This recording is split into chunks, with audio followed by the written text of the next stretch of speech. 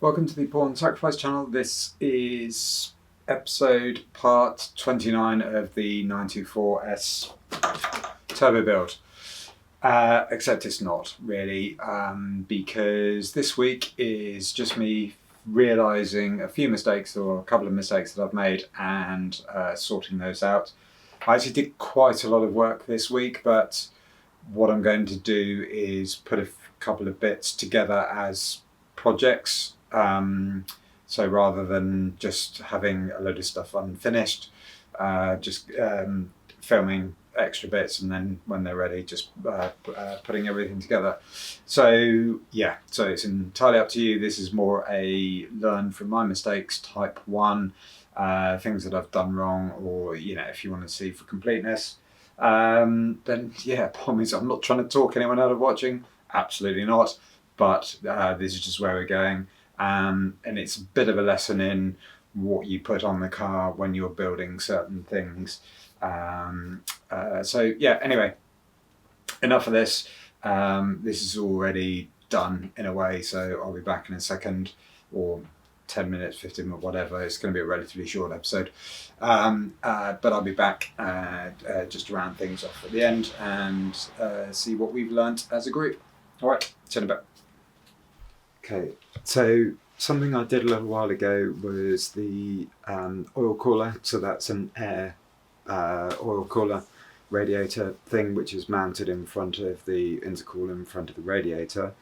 Haven't got round to plumbing all of that up yet, but the essentially what I had done was taken off the factory water oil cooler and was just basically going to mount the sandwich plate directly on that. I've kind of now got round to the point where I'm putting the cooling system back together. I'm now thinking whether that was the best course of action.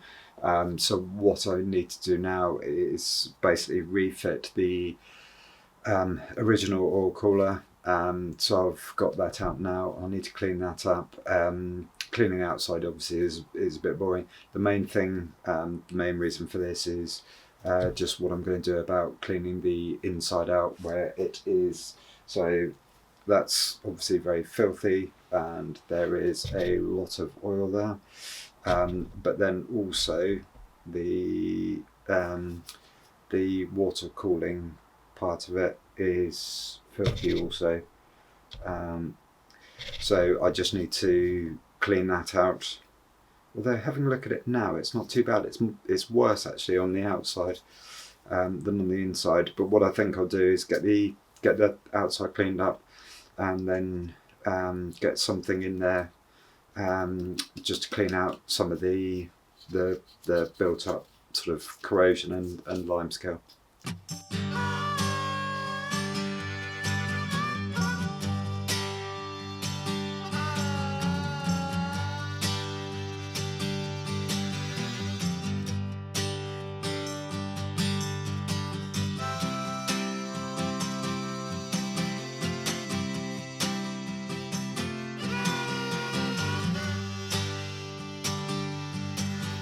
So that's kind of clean so far. I mean, it's not absolutely brilliant.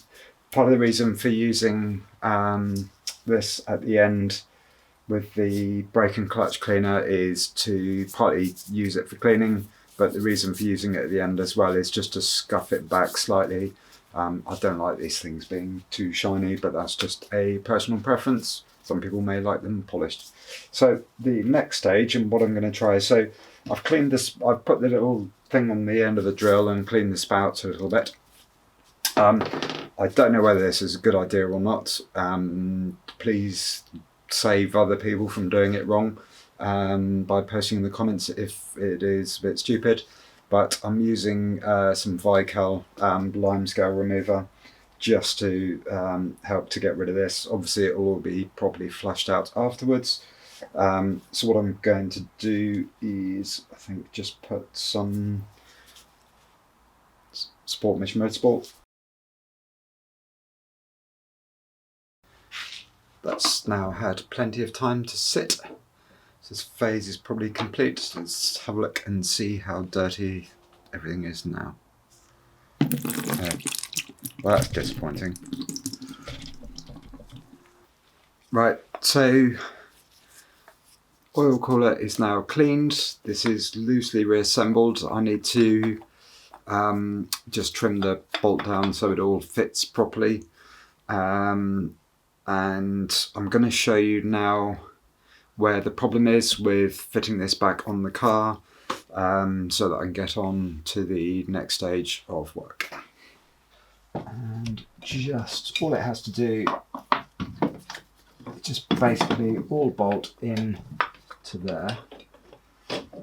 But what I've got now is all the not all, on two, but the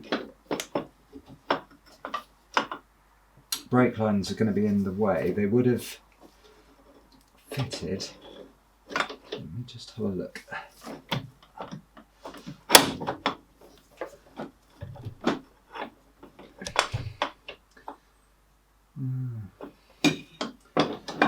Actually,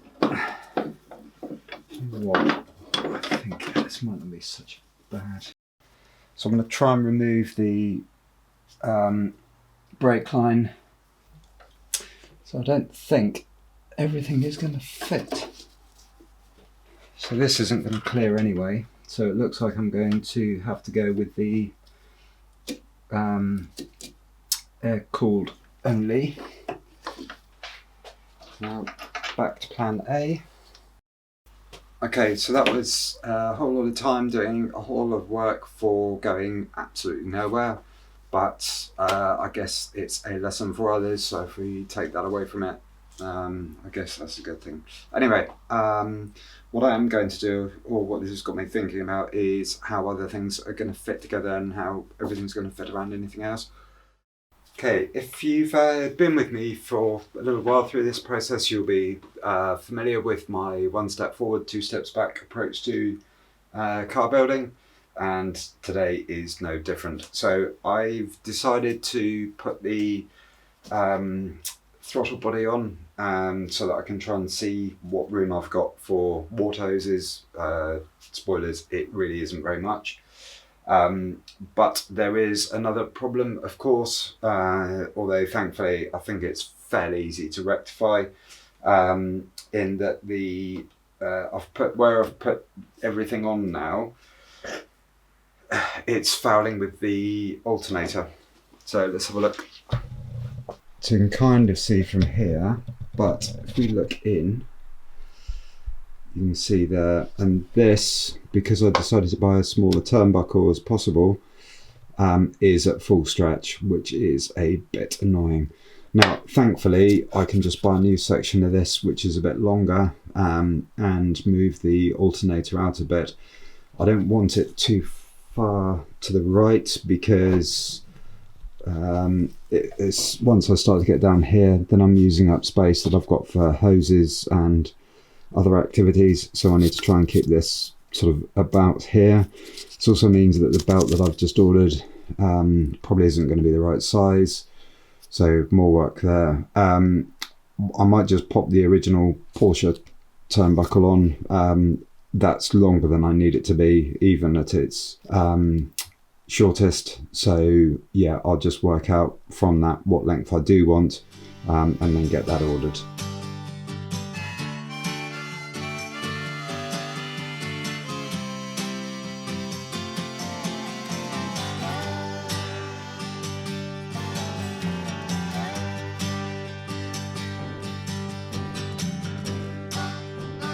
Got some room to bring that in further.